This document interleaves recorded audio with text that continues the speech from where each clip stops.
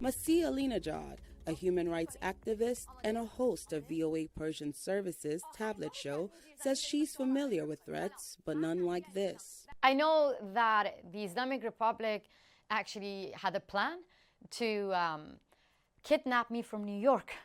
I still cannot believe it myself, but the FBI actually told me like 8 months ago that you're not safe in your house.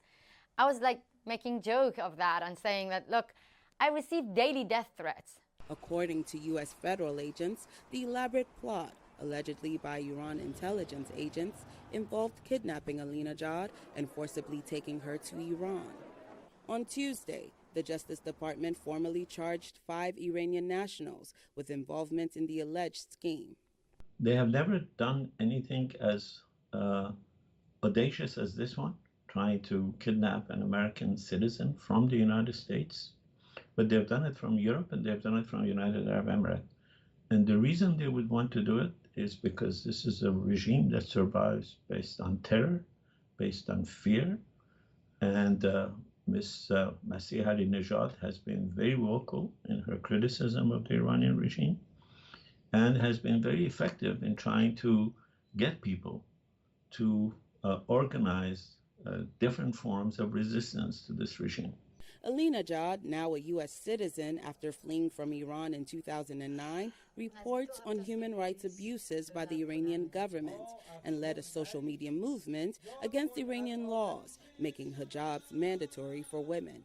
I gave the platform to the women inside Iran who are saying no to forced hijab, who are actually saying that in 21st century, we want to enter a stadium. We want to have the right to sing. We want to have the right to dance. They just want to have a normal life.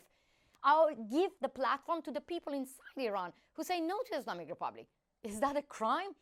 I'm simply doing my job. Simply being a journalist is a crime in the eyes of the Islamic Republic. Iran has dismissed the Justice Department's report on the kidnapping plot as baseless. But intelligence expert Heather Williams says the Iranian government has attempted to lure or force dissidents back to Iran.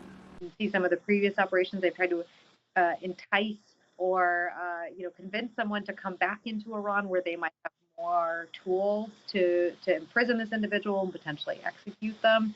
And it seemed like here some of those other tactics weren't working, and so they were getting more aggressive.